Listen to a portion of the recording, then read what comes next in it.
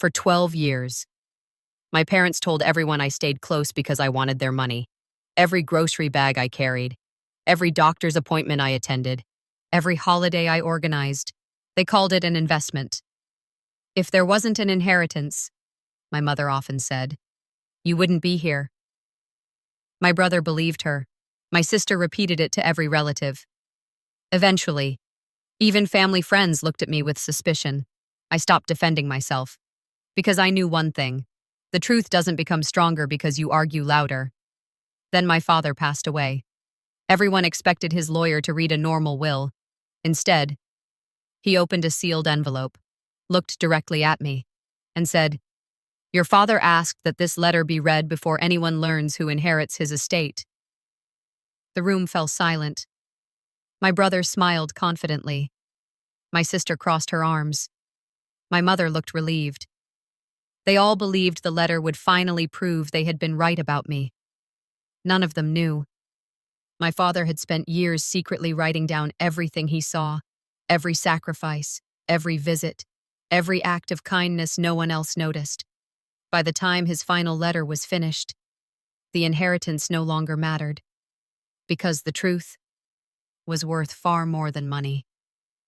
Before my father's lawyer opened that sealed envelope, before my brother accused me of manipulating our parents, before my mother looked at me and whispered, "This is what you've been waiting for," there was something everyone in that room believed.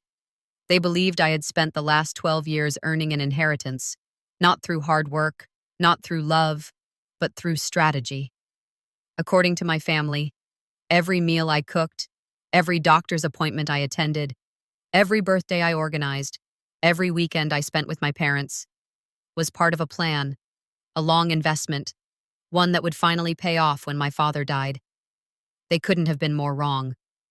But to understand why, you have to go back 12 years, to the day everything changed. My name is Olivia Carter. I'm 34 years old. Growing up, my parents often described me as the dependable one, not the smartest. That was my older brother, Jason, not the most outgoing. That was my sister, Rebecca. I was simply reliable. If mom forgot groceries, I'd go.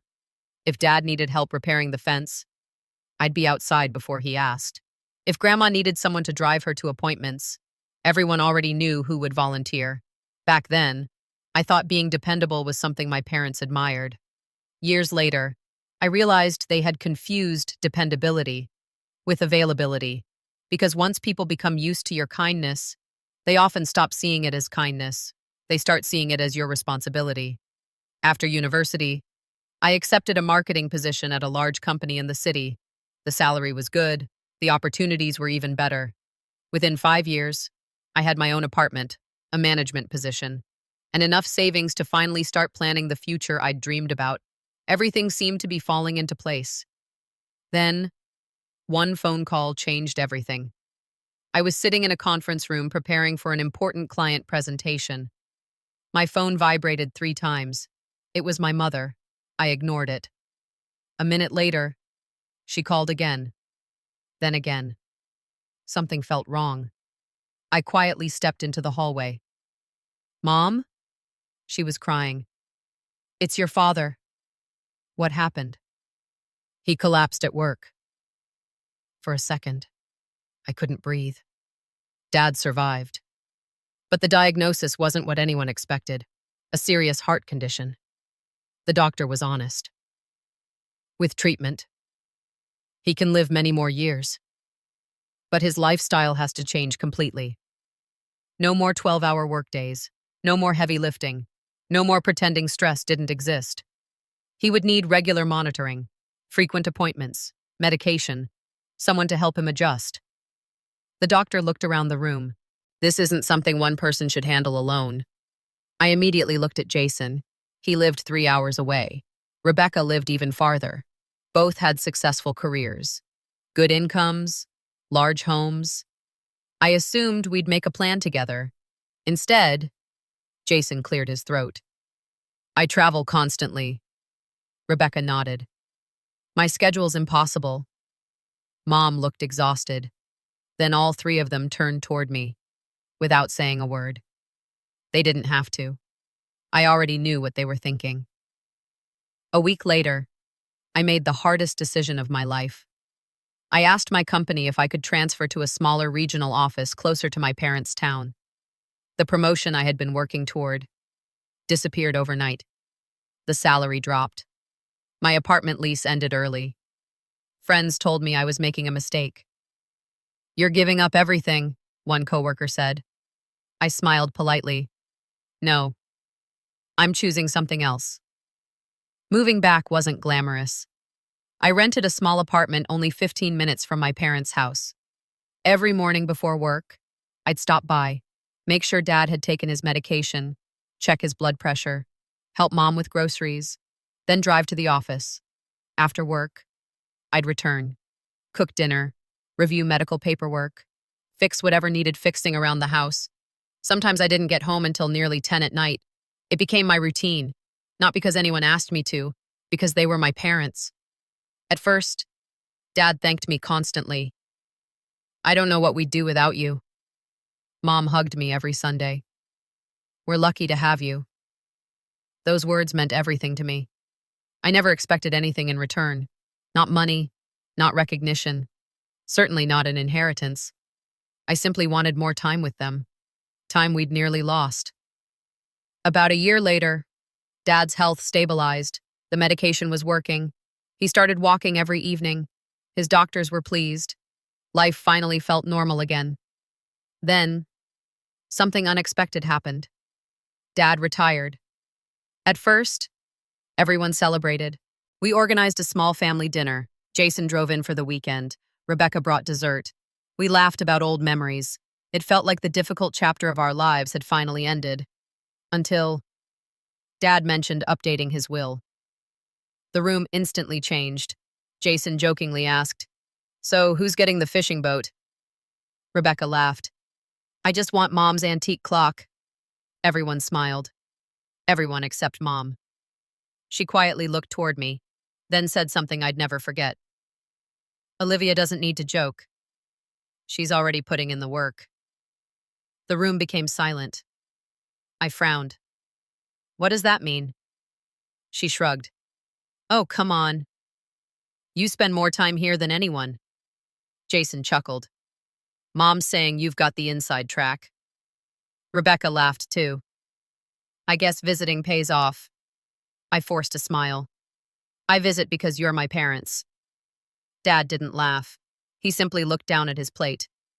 I assumed the conversation would end there. It didn't. The comments became more frequent. Whenever I offered to drive Dad to a specialist, Jason would grin. "Keeping your investment healthy?" If I brought groceries, Rebecca would whisper, "Another deposit into the inheritance account." At first, I laughed with them. I thought it was harmless teasing. But over time, the jokes stopped sounding like jokes. Because no matter how often I denied it, they kept repeating the same story. Eventually, they weren't teasing anymore. They believed it. One afternoon, I arrived carrying 2 bags of groceries. Mom met me at the front door. "Oh, good. You remembered Dad's favorite soup. I know he likes it." She smiled, then quietly added, "You always know exactly what to do."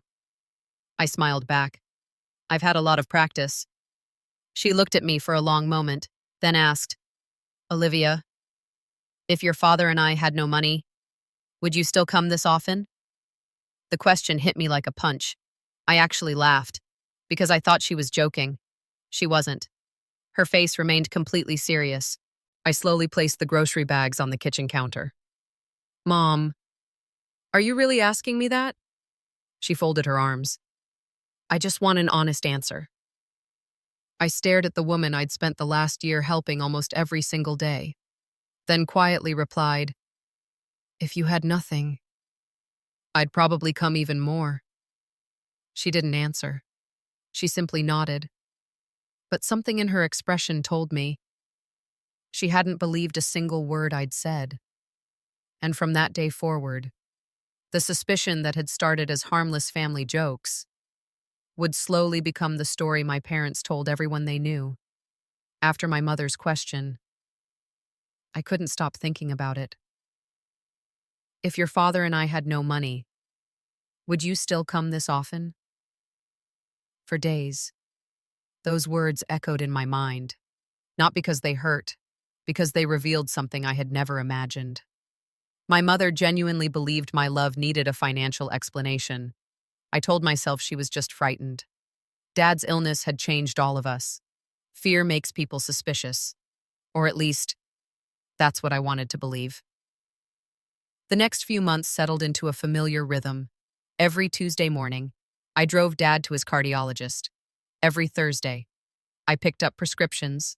Every Saturday, I cleaned the gutters, mowed the lawn, and repaired whatever had broken that week. Sunday became family dinner. Jason and Rebecca rarely attended. They lived too far away, or so they said.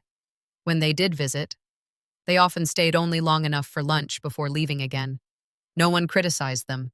They had careers, families, busy lives. I understood. What I didn't understand was why my own time seemed to be worth less than theirs. One Saturday afternoon, I spent nearly 6 hours repainting my parents' back porch. Dad couldn't climb ladders anymore. Mom's knees had become too painful.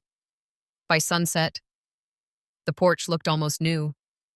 Dad stepped outside with 2 glasses of lemonade. He handed one to me. "You've always been good with your hands," I smiled. "I learned from you." For a moment, we simply sat there, watching the evening sky. Then he quietly said, "I hope you know. I never asked you to give up your career." I looked at him. "I know. You could still move back to the city," he continued. "You've done enough." I laughed softly. "Dad, I didn't keep score." He nodded, but something about his expression seemed troubled, almost guilty. At the time, I didn't know why. A few weeks later, Rebecca came to visit. She walked through the house looking around. The freshly painted porch, the repaired kitchen cabinets, the organized medication shelf, the new handrails I'd installed in the hallway. She folded her arms. "You've been busy." "I've just been helping." She smiled politely. "Of course." Her tone made it clear. She meant the opposite. That evening, while setting the dinner table, I accidentally overheard Rebecca talking to Mom in the kitchen. "You know," Rebecca whispered, "people are starting to notice." Mom sighed. "I know." Rebecca continued, "If Olivia's here every single day, what are people supposed to think?" I stood frozen behind the hallway wall. Mom answered quietly, "They already think what I think." Rebecca lowered her voice even further. "Just be careful. If Dad changes the will, it'll look obvious." My stomach tightened. So that was it. They believed I was campaigning for an inheritance, not caring for my parents. Campaigning. I quietly walked into the kitchen.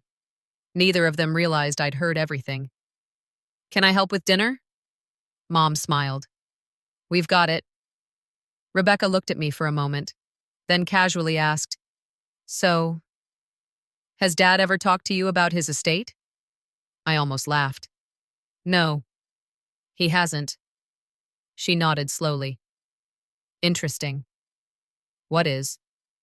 "You spend more time with him than either of us." I looked directly at her. "That's because I'm nearby." She shrugged. "Maybe. But proximity has advantages." That sentence stayed with me long after she left.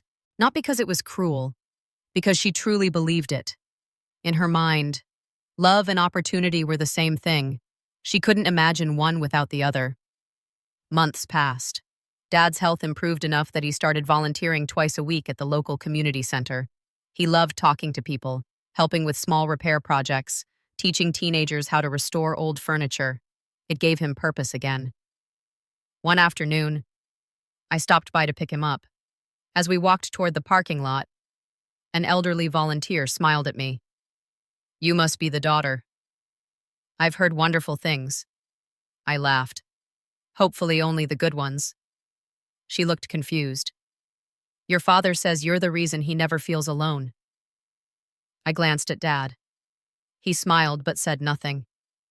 It was one of the few times I heard him praise me to someone else. I carried those words with me for weeks. Then, everything changed again. Mom slipped on the front steps during winter. She fractured her ankle. Nothing life-threatening. But she couldn't put weight on it for almost 3 months. Suddenly, both of my parents needed help. The routine doubled overnight. Morning visits became longer. Evening visits became essential.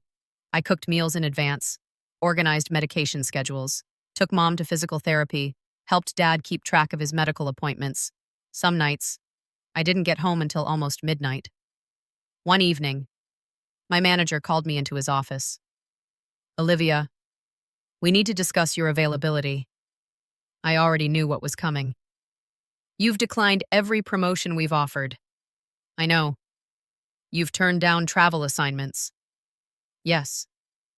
You've used nearly all your vacation days. I nodded quietly. He leaned forward. You're one of the best employees we have. But I need to ask, is everything all right? For the first time, I admitted the truth. My parents need me. He smiled kindly. Family comes first. Then he added, but don't forget, you deserve a future too. Those words stayed with me, because somewhere along the way, my future had quietly become everyone's least important priority, including my own. That spring, Jason flew in unexpectedly. He insisted the family should meet with a financial advisor. Just to make sure everything's organized, he said. Dad reluctantly agreed. The meeting lasted nearly 2 hours. I spent most of it quietly taking notes because Dad often forgot details after long discussions. As we walked to the parking lot, Jason suddenly stopped me. You know, I've been thinking. About what? If Mom and Dad ever need full-time care, I think we should hire professionals. I smiled. That might become necessary someday. He shook his head. No. I mean, instead of relying on you. I frowned. I never said I wanted to do this forever. He looked relieved. Good. Because people are starting to talk. There it was again. People. Always people. Never names. Never faces. Just invisible voices that somehow all believed the same thing. What are they saying? I asked. He hesitated. That you're making yourself indispensable. I stared at him. You think I help Mom after physical therapy because I'm trying to earn money? He sighed. I'm saying appearances matter. I answered quietly. No. The truth matters. A few weeks later, I walked into my parents' house carrying groceries. The living room fell silent. Jason and Rebecca were sitting with Mom. No one expected me home that early. As I entered, Rebecca quickly folded a document and slid it under a magazine. I noticed, but pretended not to. Dad looked uncomfortable. Mom forced a smile. You're early. I finished work ahead of schedule. I placed the groceries on the counter, then noticed the edge of a legal folder sticking out from beneath the magazine. Across the front, one word was clearly visible. Will. Before I could look away, Rebecca calmly placed her hand over it and smiled. We're just discussing family business. Family business. Apparently, I wasn't considered family enough to be included. I quietly picked up my car keys. I'll come back another time. Dad stood. Olivia. But I was already walking toward the door. Behind me, I heard my mother say something that froze me in place. See? I told you she'd be disappointed. Disappointed? Because I wasn't invited into the discussion? Or because they believed I had just missed my chance to influence the inheritance? For the first time, I realized the suspicion wasn't just occasional anymore. It had become the lens through which my entire family saw me, and I had no idea. My father had been silently watching all of it, recording far more than anyone realized. I sat in my car for almost 20 minutes. The groceries were still in the back seat. The engine wasn't running. I simply stared through the windshield, trying to understand how helping my parents had somehow become evidence against me. For 12 years, I had measured my life by their needs. Now, they were measuring my love by the value of their estate. Those weren't the same thing, yet no matter what I did, I couldn't convince them. The next morning, Dad called. His voice sounded unusually tired. "Olivia, can you come by?" Of course. When I arrived, Mom wasn't home. She had gone to physical therapy. Dad was sitting alone on the back porch. A notebook rested on the table beside him. He quickly closed it when he saw me. "Morning," I smiled. "Morning." He looked uncomfortable. "I wanted to apologize." "For what?" "For yesterday." I shrugged. "It wasn't your fault." He looked down. "It should never have happened." For a moment, I thought he was going to explain why they had discussed the will without me. Instead, he changed the subject. "Can you help me fix the bird feeder?" I smiled. "Of course." We spent nearly an hour outside, replacing broken wooden pieces, refilling seed, watching cardinals land on the fence. Dad seemed quieter than usual. Several times, I caught him looking at me, almost as though he wanted to say something, but never did. Before I left, he handed me a small container. "Your favorite cookies." I laughed. "Mom baked these?" He smiled. "I did." "You?" "They're probably terrible." I opened the lid. One cookie was completely burned. Another had broken in half. I took a bite anyway. "They're perfect." He laughed for the first time in weeks. "I knew you were lying." As I drove home, I didn't notice him standing at the window, watching until my car disappeared, then quietly opening that same notebook again.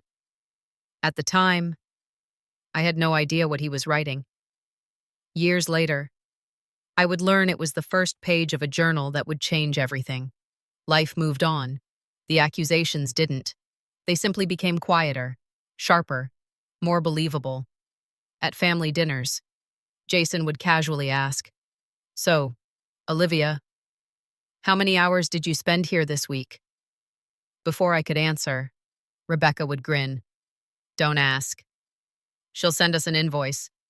Everyone laughed, even Mom. Dad didn't. He simply kept eating. One Thanksgiving. Nearly 30 relatives filled my parents' home. The house smelled of roasted turkey, fresh bread, and cinnamon pie.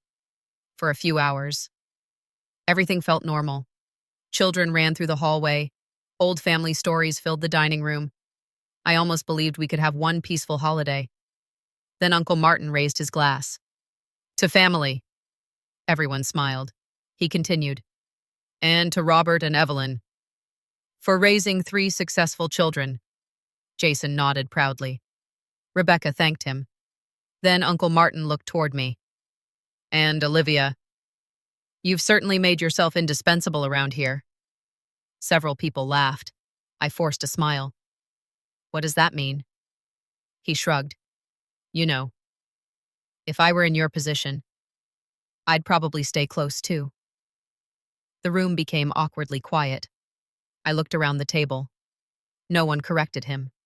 Not Mom, not Rebecca, not Jason. They simply avoided my eyes, because they all believed the same thing. Dad slowly placed his fork on the table. "Martin." His voice was calm.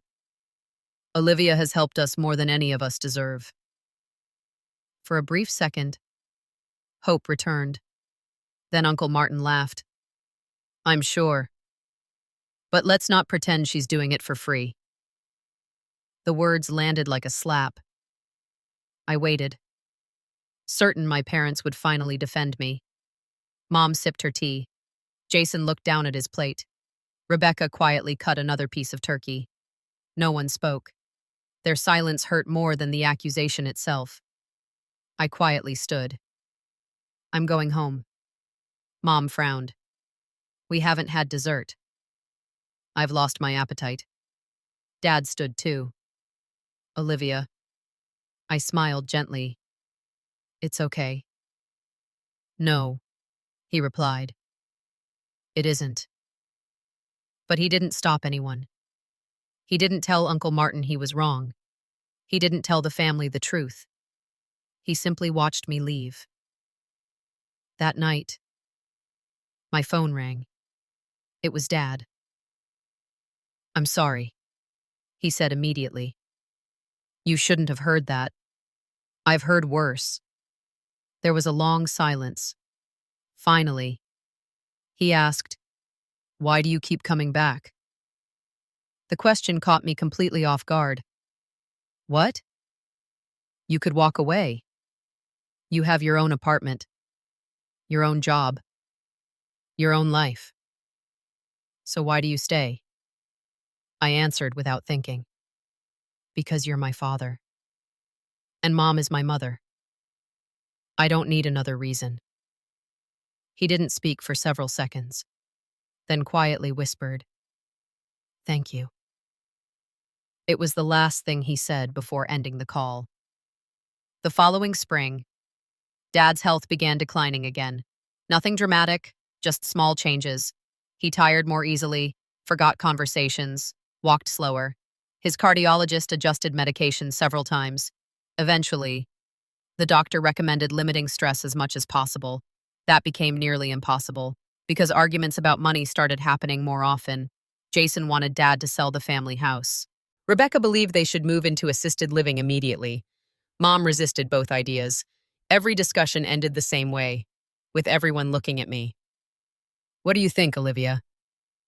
No matter what I answered, someone accused me of having an agenda. If I supported selling, I supposedly wanted cash. If I opposed selling, I supposedly wanted the property. There was no right answer, only suspicion. One afternoon, Dad asked me to drive him to the lake where we'd fished together when I was little.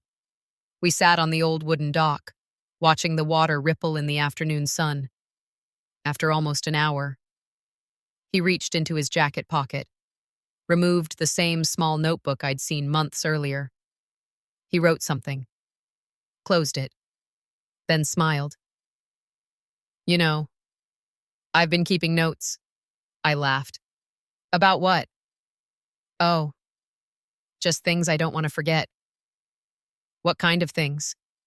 He looked out across the lake. The moments that tell you who people really are. I smiled. That sounds mysterious. He chuckled. Maybe one day. It won't be. Then he slipped the notebook back into his pocket. I never asked about it again. I wish I had. A few weeks later, Mom organized a large barbecue for Father's Day. More than 40 relatives came. It was supposed to celebrate Dad. Instead, it became the day everything finally broke. Dinner had just ended when Jason stood to make a toast. He thanked Dad for everything he'd done for the family. Everyone applauded. Then, he smiled toward me. And Dad, don't worry. When the time comes, we'll make sure nobody takes advantage of your generosity. The yard became silent. Everyone knew exactly who he meant. Rebecca slowly nodded. Mom didn't object. She simply looked away. My chest tightened. For years, the accusations had been whispered. Now, they were being made in front of the entire family. I looked at my father, waiting, begging him with my eyes to say something. Anything. Instead, he remained seated, his hands resting quietly on the table, his expression impossible to read. I felt something inside me finally give way. I stood, picked up my purse, and walked toward the gate. Behind me, I heard Dad call my name. Once, twice, 3 times, but this time, for the first time in 12 years, I didn't turn around. I drove home, ignored every phone call, every text message, every voicemail, because I had reached a painful conclusion. If the people I loved most truly believed I stayed only for their money, then perhaps the kindest thing I could do, for all of us, was finally leave. What I didn't know was that my father was watching from the living room window, the notebook open on his lap, writing one final sentence before closing it forever. A sentence no one would read until after he was gone. I didn't answer a single phone call that night. Not from Mom, not from Jason, not from Rebecca. Even Dad's number appeared on my screen 3 different times. I stared at it, then let it ring until the voicemail picked up. For 12 years, I had always been the one who came back first, the one who apologized, the one who made peace. This time, I couldn't, because I had finally realized something. If I kept accepting their accusations, I wasn't protecting my family. I was teaching them that my dignity didn't matter. The following morning, I woke to 17 missed calls. Most were from Mom. The first voicemail sounded irritated. "Olivia, stop being dramatic and call me." The second sounded impatient. "Your father needs his medication this afternoon." The third sounded angry. "I hope you're not trying to make us feel guilty." Not one voicemail included the words, "Are you okay?" I quietly placed my phone back on the table. For the first time in years, I didn't drive to my parents' house. Instead, I went for a walk through the small park near my apartment. The weather was warm. Children played on the swings. An elderly couple fed ducks by the pond. Life carried on as though nothing had happened. Meanwhile, my entire identity felt as though it had been pulled apart. I had spent years believing that love meant always showing up. Now I wondered, could love also mean knowing when to stop? That afternoon, there was a knock at my door. I opened it. Dad stood there, alone, holding a paper grocery bag. "You weren't answering," he said quietly. "I needed some time." He nodded. "I know." For several moments, neither of us spoke. Finally, he held out the bag. I tried baking again. I couldn't help smiling. Inside were chocolate chip cookies. Half of them were overcooked. One had somehow folded into itself. "You really should stop baking." I laughed. "So I've been told." He answered. For the first time in months. We both smiled without pretending. I invited him inside. We sat at the kitchen table. The apartment was quiet, much quieter than my parents' house. Dad looked around slowly. "I've never actually seen where you live." I looked surprised. "You're right. You haven't." For 12 years, I had always gone to them. They had almost never come to me. Neither of us had noticed until that moment. Dad wrapped both hands around a mug of coffee. "I owe you an apology." I looked down. "You've said that before." "I know. But I never explained." He took a deep breath. "I heard the comments. I heard your brother. I heard your sister. I even heard your mother. I should have stopped them." I quietly asked, "Why didn't you?" His answer came almost as a whisper. "Because I thought if I ignored it, it would eventually disappear." It didn't. "No," he admitted. "It only became louder." I wanted to ask him the question that had lived in my heart for years. Instead, I asked something much simpler. "Dad, do you believe them?" He looked directly into my eyes. long enough that I almost regretted asking. Then he slowly shook his head. No. One word. Just one. Yet it lifted a weight I had carried for years. You never thought I stayed because of money? Not once, he replied. Then why didn't you tell them? His shoulders slumped. Because I was weak. I kept telling myself there would be another chance. I thought I had more time. Before leaving, Dad reached into his jacket pocket. He removed the familiar black notebook. I want to show you something. He opened it. Every page was filled with dates, short notes, simple observations. Some were only one sentence long. Olivia repaired the porch without being asked. She stayed 6 hours after my appointment because your mother was frightened. She canceled another vacation to help us. Never complained. Never asked for anything. Page after page, year after year. I looked at him in disbelief. You wrote all of this? He nodded. I started after I realized everyone was seeing your actions through the wrong lens. I gently turned another page. Rebecca visited for 43 minutes. Jason called to ask about investments before asking about my health. Another page. Olivia refused reimbursement for home repairs. Paid for groceries herself again. I slowly closed the notebook. Dad, why are you keeping this? He smiled sadly. Because memories fade. Truth shouldn't. That afternoon gave me hope. For the first time, I believed things could still change. I was wrong. When Dad returned home, Mom was waiting in the living room. Where have you been? Visiting Olivia. Her expression hardened. So now she's making you choose sides? Dad frowned. No. I'm choosing to visit my daughter. Mom folded her arms. She's trying to make us feel guilty. No, Dad answered calmly. She's tired of being accused. Mom laughed bitterly. Accused? Robert. Everyone knows why she's always here. Dad looked at her for several seconds, then quietly walked upstairs. He didn't argue. He didn't shout.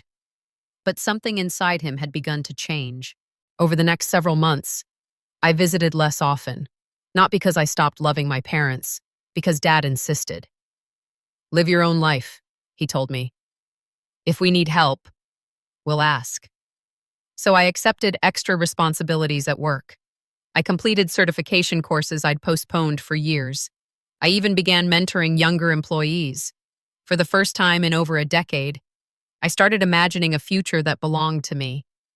Ironically, the less I visited, the more relatives whispered that I had given up. No one mentioned the 12 years that came before. People have remarkably short memories when a story is easier to believe than the truth. Then, one rainy Tuesday morning, everything changed. I was leading a staff meeting when my phone vibrated. It was an unfamiliar number. I ignored it. 30 seconds later, it rang again. Then a third time. I apologized to my team and stepped outside. Hello? A calm voice answered. Ms. Carter? Yes. My name is Dr. Alan Morris. I'm calling from St. Matthew's Medical Center.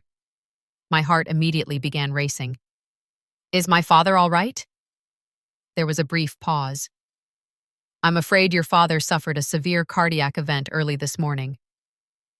The hallway around me seemed to disappear. I'll be there, I whispered. Before he could finish speaking, I drove faster than I ever had in my life. Every traffic light felt unbearable. Every minute felt stolen. When I reached the hospital, Jason and Rebecca were already there. Mom sat in the waiting room crying. The moment she saw me, she stood. For a second, I thought she was going to hug me. Instead, she quietly said, I hope you're happy. I froze. What? You finally got everyone's sympathy. Jason immediately looked uncomfortable.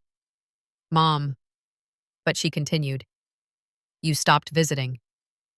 Now your father spent his last months worrying about you. The words hit harder than anything she'd ever said. Even here. Even now. She still believed I had walked away for selfish reasons. Before I could answer, the ICU doors opened. Dr. Morris stepped into the waiting room. He looked at each of us, then spoke the words none of us were prepared to hear. I'm very sorry. We did everything we could. The room fell silent. My father was gone. And none of us realized that he had spent his final months preparing one last gift. Not money, not property, but the truth. A truth hidden inside a sealed letter that would soon force every person in our family to confront the lies they had chosen to believe. The funeral took place 3 days later. Dad had always said he didn't want anything extravagant. No expensive flowers. No long speeches. Just let people remember me with a smile. So that's exactly what we tried to do. Friends from the community center came. Former coworkers filled the first few rows. Neighbors I'd known since childhood hugged me without saying a word. Sometimes silence comforts you more than advice ever can. During the service, people stood one after another to share memories of my father. A retired teacher spoke about how Dad repaired the elementary school's playground every summer without accepting a single dollar. A young mechanic thanked him for teaching him how to rebuild his first engine. An elderly widow described how Dad secretly shoveled her driveway every winter before sunrise. Each story revealed another part of the man I thought I already knew. He had quietly helped dozens of people, never asking for recognition, never expecting repayment. Listening to those stories, I realized something. Maybe I had learned kindness from him after all. When the service ended, people slowly gathered outside the church. Several relatives approached me. Some hugged me. Others simply nodded politely. Then Uncle Martin walked over, the same uncle who had embarrassed me at Thanksgiving. He cleared his throat. I know this isn't the right day. I looked at him. Then don't. He lowered his eyes. I just wanted to say, your father always spoke highly of you. I smiled sadly. I wish he'd done it when I could hear him. Uncle Martin had no answer. Neither did I. The following morning, our family met at Attorney Daniel Brooks's office. Dad had specifically requested that everyone be present. Mom, Jason, Rebecca, me, along with 3 close relatives who had witnessed previous versions of the will. The atmosphere felt strangely tense. No one spoke much. Jason kept checking his watch. Rebecca flipped through messages on her phone. Mom sat quietly staring at Dad's framed photograph. I wondered what she was thinking. Grief, regret, or simply exhaustion. At exactly 10 o'clock, Daniel Brooks entered carrying 2 folders. One was thick. The other contained a single sealed envelope. He greeted each of us politely before taking his seat. Before we discuss Mr. Carter's estate, he said calmly, there is an instruction I am legally required to follow. He lifted the sealed envelope. Robert Carter directed that this letter be read in full before any beneficiary is informed of the contents of his will. Jason leaned back confidently. Fine. Rebecca nodded. Let's hear it. Mom quietly whispered, I hope this settles everything. I wasn't sure what she meant. Daniel carefully broke the seal. Inside, there were several handwritten pages. He adjusted his glasses, then began reading. To my family, if you're hearing this, it means I no longer have the opportunity to correct the mistakes I made while I was alive. The room became completely silent. Even Jason stopped shifting in his chair. For years, I watched conversations happen around our dinner table that should never have been allowed. People questioned motives instead of appreciating sacrifices. They measured love by money. And I remained silent. That silence is the greatest regret of my life. Mom slowly lowered her head. Daniel continued. There is one person in this room who has carried accusations she never deserved. One person who gave up opportunities without ever asking for recognition. One person who loved this family even after we repeatedly questioned her reasons for doing so. I felt my heartbeat quicken. I knew who Dad was talking about. Everyone else did too. No one looked at me. Olivia, I owe you an apology that can never fully repay what my silence cost you. Tears immediately filled my eyes. You never stayed because of money. You stayed because you believed family should never have to earn love. While others counted what they might inherit, you counted medications, appointments, blood pressure readings, hospital visits, birthdays, anniversaries. Quiet moments when your mother and I simply needed someone beside us. My hands began trembling. Daniel paused briefly before continuing. You repaired our home. You repaired our confidence after illness. And more times than I deserve. You repaired my hope. Mom covered her mouth. Jason stared silently at the table. Rebecca blinked rapidly. Then Daniel reached into the envelope again. There is an additional instruction. He removed several folded pages. My client asked that these be distributed after the opening portion of the letter. He handed one copy to each of us. Across the top, in Dad's handwriting, were the words, Selected Journal Entries. I looked at the first page. Every entry had a date. Every entry described something I had completely forgotten. March 8th. Olivia left work early because your mother was frightened before an MRI. She never mentioned missing an important meeting. June 14th. Paid for our groceries after pretending she'd forgotten her wallet so I wouldn't argue. September 2nd. Spent 7 hours repairing the roof in extreme heat. Refused reimbursement. December 24th. Arrived at 5:30 a.m. to prepare Christmas breakfast before driving back to work. Mother complained the coffee wasn't hot enough. Olivia smiled anyway. My vision blurred. I could barely continue reading. Then, I reached the final journal entry. It had been written only 6 weeks before Dad died. Today, Olivia visited less often. Not because she stopped loving us. Because I finally convinced her to begin living her own life again.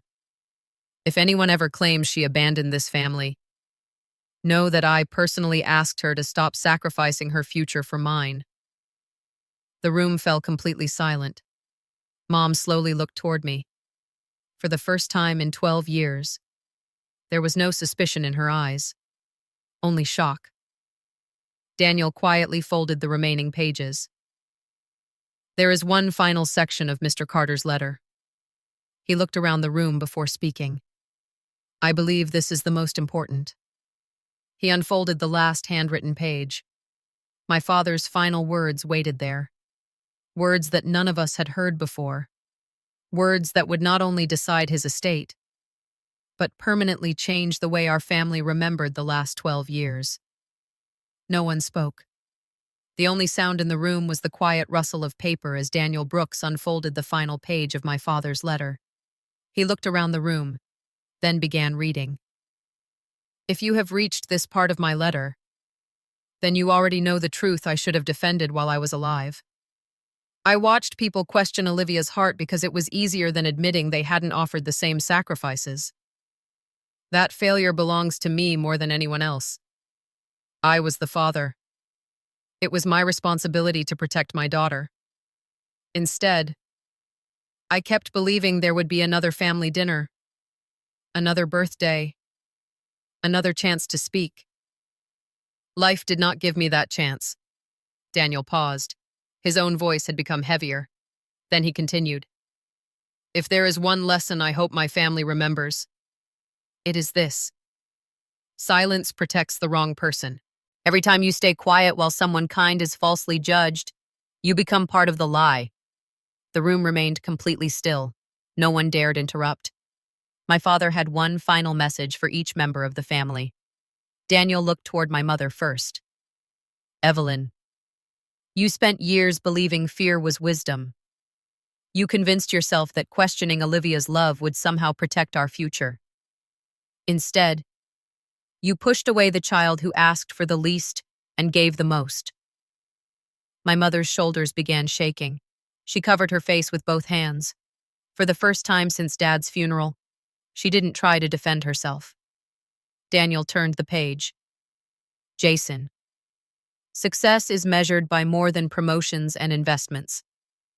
You often called your sister practical names: responsible, dependable, available. But you forgot to call her what she truly became: selfless. Jason slowly removed his glasses. He stared at the table without saying a word. Another page. Rebecca. You believed closeness automatically meant ambition. I hope one day you learn that some people remain close simply because they love deeply. Rebecca quietly wiped away tears. She had spent years laughing at the inheritance jokes.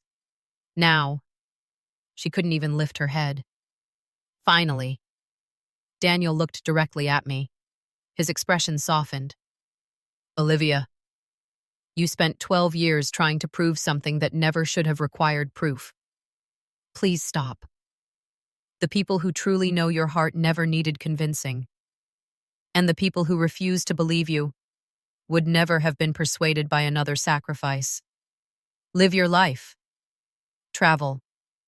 Laugh. Build the future you postponed for us. If I leave you anything, let it be freedom from guilt. I couldn't hold back my tears any longer. For years, I had waited for someone to believe me. I never imagined the person who would finally defend me would no longer be alive to see it. Daniel carefully folded the letter, then reached for the second folder. We will now proceed with the estate. No one moved. No one seemed interested anymore. The money suddenly felt insignificant. Still, Dad had left clear instructions. Daniel opened the will. Mr. Carter's assets are to be divided as follows. He named several charitable donations first: a scholarship fund for local trade students, a contribution to the community center where Dad volunteered, a donation to the cardiac unit that had treated him for years. I smiled. That sounded exactly like him, helping people one last time. Then Daniel continued. The family home, he paused, is to remain in the Carter family. Mom looked up. I assumed she would inherit it. Instead, Daniel kept reading. Evelyn Carter is granted lifetime residence in the home. She may live there for the remainder of her life. The property itself shall transfer equally to all 3 children after her lifetime. Jason nodded. Rebecca looked relieved. There were no favorites. Dad had been fair. Then came the final section. There is one additional bequest. Daniel looked directly at me. Mr. Carter established a separate account several years ago. I frowned. I had never heard of it. The account contains funds accumulated from consulting work completed after his retirement. He instructed that this account belongs solely to Olivia Carter. The room fell silent again. Jason looked surprised. Rebecca frowned. Mom slowly turned toward me. Daniel continued before anyone could speak. In his written explanation, Mr. Carter stated these funds were never intended as a reward. They were intended as repayment. He unfolded one final note. Olivia repeatedly spent her own savings helping your mother and me. She refused reimbursement every single time.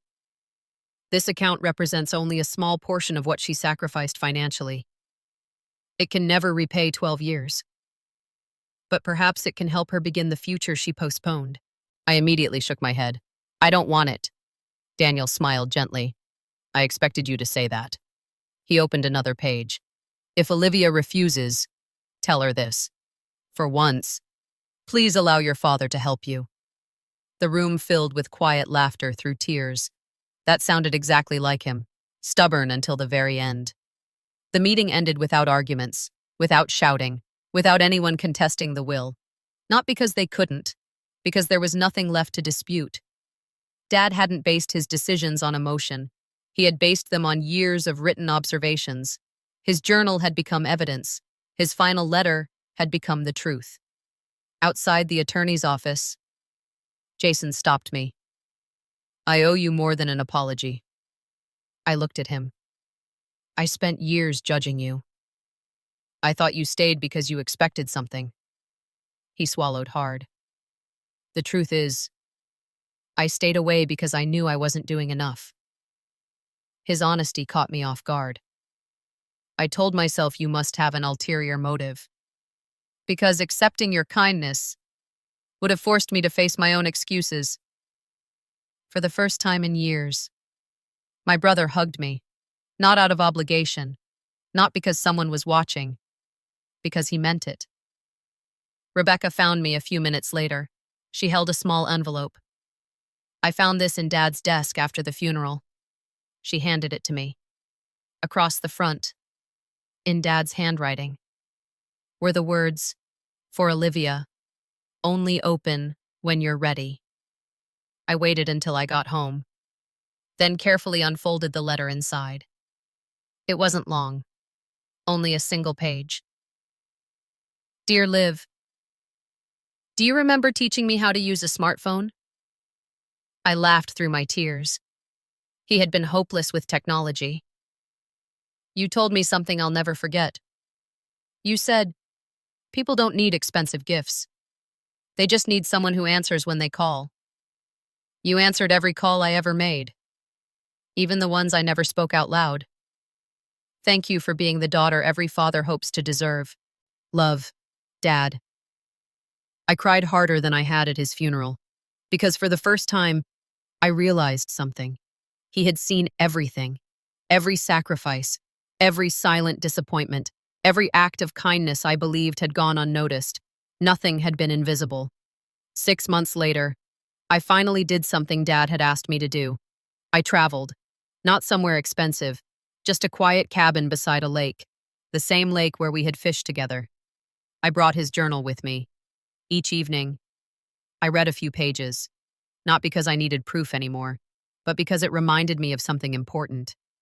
Kindness isn't wasted, even when it isn't recognized immediately.